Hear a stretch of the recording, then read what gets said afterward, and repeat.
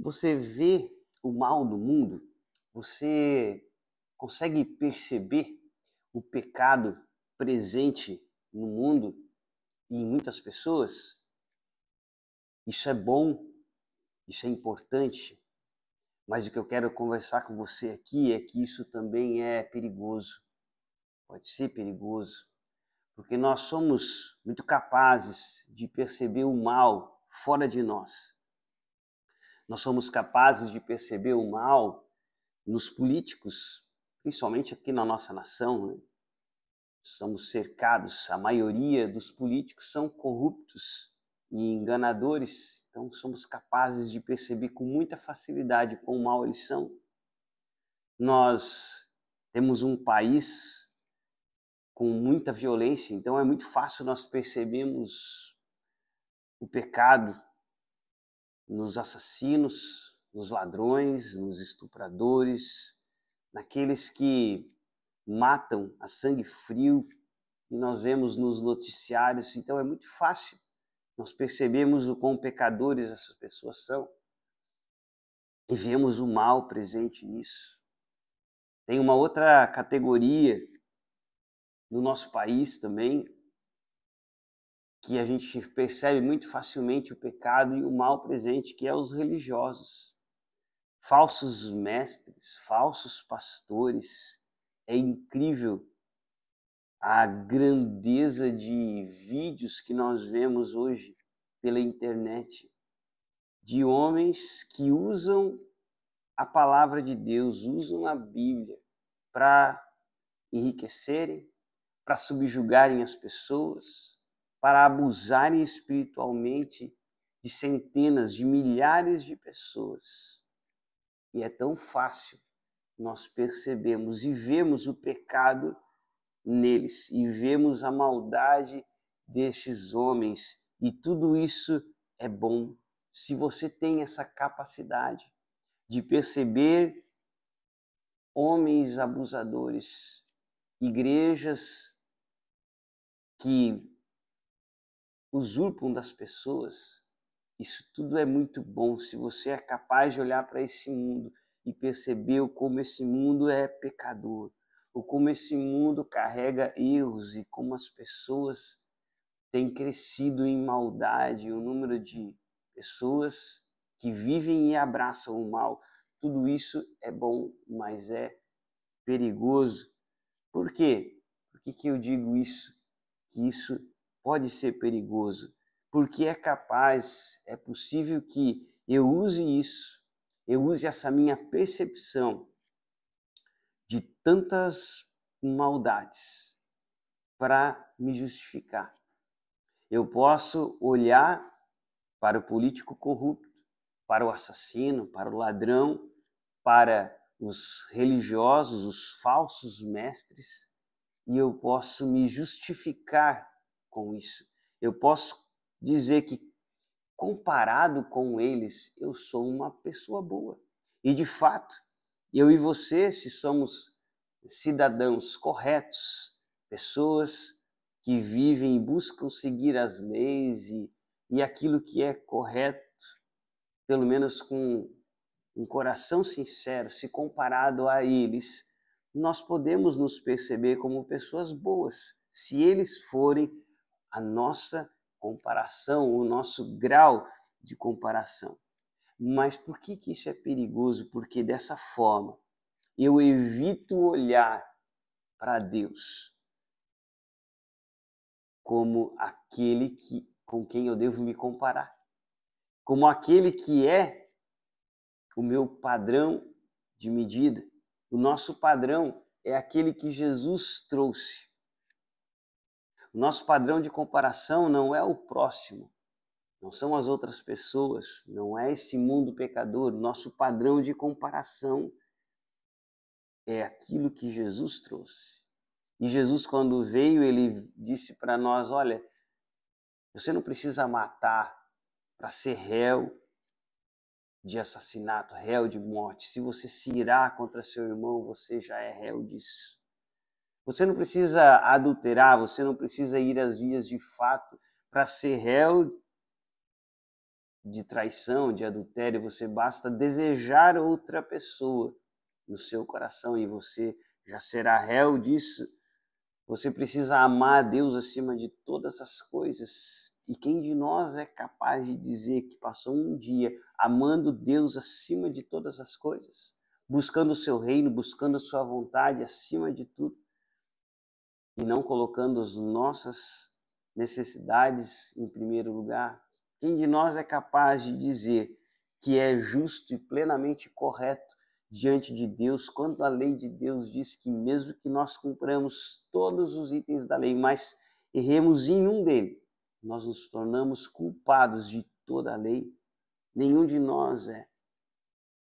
E é preciso que nós vejamos e percebamos o mal que habita em nós, o mal que está em nós, aquilo que Jesus diz que do coração do homem procede o pecado, as coisas más procedem do nosso coração. É importante, é essencial que eu seja capaz de perceber isso em mim. Por quê? Porque a mensagem inicial de Jesus, quando ele começa a pregar aqui nesse mundo, há 2000 anos atrás, começa com arrependei-vos. Jesus vai falar, eu vim para os doentes. E se eu não for capaz de me perceber assim, se eu não for capaz de olhar para mim e perceber o meu pecado, e perceber a minha doença, a minha miséria, eu não vou correr para ele.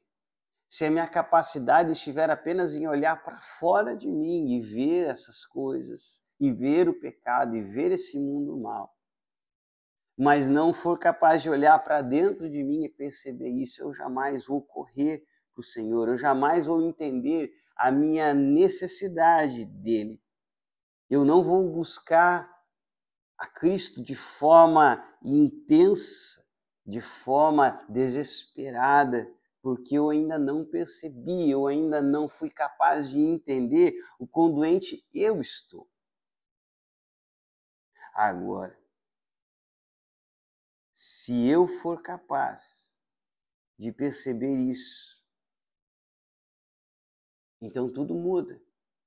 Porque antes de eu querer corrigir o mal no mundo, antes de eu querer perceber o quão pecador esse mundo é, eu preciso olhar, eu preciso ser capaz de olhar para dentro de mim e perceber o mal em mim. Porque isso vai mudar toda a minha perspectiva de vida, vai mudar todo o meu olhar para esse mundo.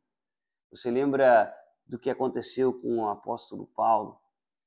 O apóstolo Paulo, quando ele escreve a carta aos Filipenses, no capítulo 3, ele vai dizer o que ele pensava a respeito dele, que ele era alguém irrepreensível. Ele tinha essa percepção, ele olhava para dentro dele e via como alguém perfeito.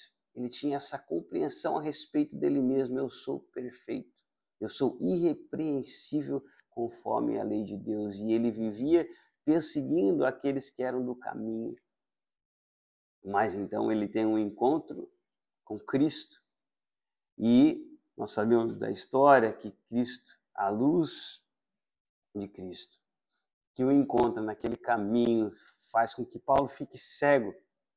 E é interessante porque é como que Deus, por sua misericórdia, estivesse permitindo que Paulo, por alguns dias, pudesse parar de apenas olhar para fora, parar de apenas encontrar imperfeições nos outros, que ele pudesse por algum tempo olhar de fato para dentro de si, olhar para dentro do seu coração.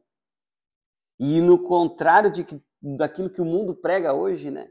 Olhe para dentro do seu coração, encontre dentro do seu coração aquilo que vai, a verdade. Não, querido, se você olhar para dentro do seu coração de forma sincera, você vai encontrar miséria, pecado.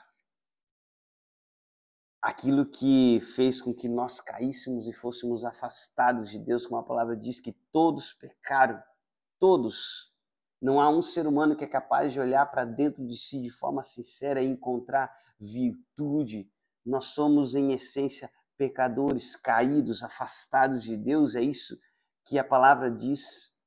mortos em nossos pecados, capítulo 2 de Efésios, delitos e pecados, é isso que você encontra quando olha de forma sincera para dentro de você. E Paulo tem essa oportunidade de olhar para dentro de si.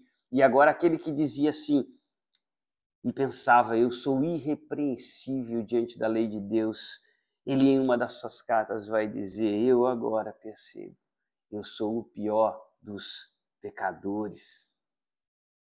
E isso é valioso demais, entendemos isso, esse princípio de olharmos para nós mesmos, percebemos o quão pecadores somos, o quão miseráveis somos, para que então possamos ser inundados pelo amor de Deus, pela graça de Deus.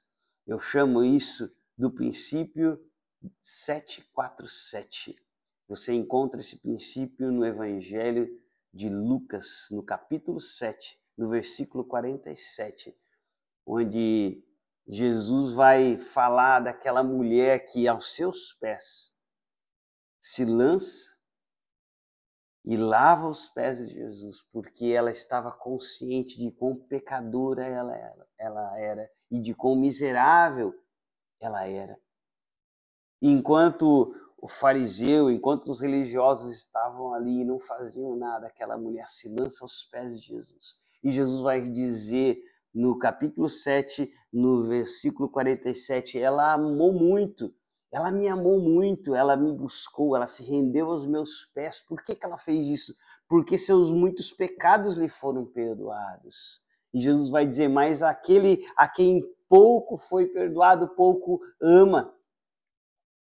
E é óbvio que nessa frase Jesus está usando de ironia, porque ninguém tem pouca coisa a ser perdoada. Todos nós temos tudo a sermos perdoados. Todos nós somos doentes. Quando Jesus diz, eu vim para os doentes, ele veio para todos nós, porque todos nós somos doentes. Não tem nenhum de nós que não esteja afetado pelo pecado.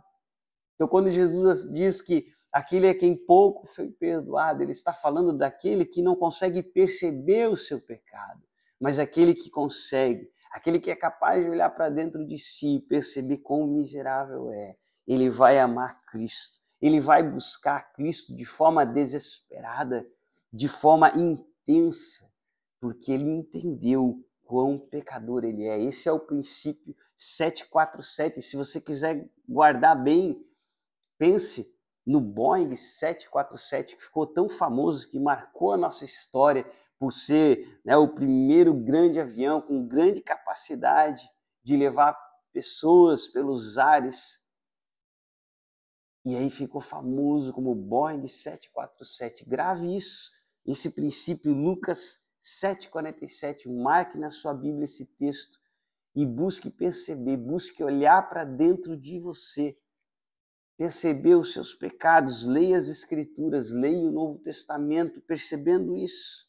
Leia a carta aos Efésios, leia as cartas de Paulo, leia os Evangelhos e veja como Cristo é enfático ao falar dos nossos pecados, ao falar de quão afastado nós estamos, ao ler Romanos falando da ira de Deus que está sobre a humanidade, que voltou suas costas para Deus e vive para si mesmo.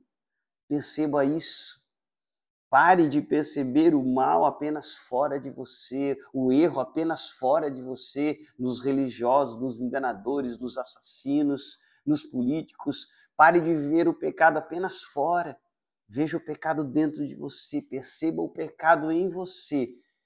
Porque isso, quando você percebeu quão miserável você é, a sua condição miserável de pecador, isso vai fazer com que você se lance aos pés de Jesus de forma desesperada, de forma intensa, buscando ouvir sua voz no Novo Testamento, nas Escrituras, lendo, para que você possa então ser perdoado, ser abraçado e encontrado pela graça de Cristo Jesus. Que esse princípio fique no seu coração. Essa é a minha oração, que nós possamos olhar para dentro de nós mesmos, percebemos a nossa miséria e nos lançamos aos pés de Cristo e vivemos nele, somente nele. Que a graça de Deus seja com você. Um abraço.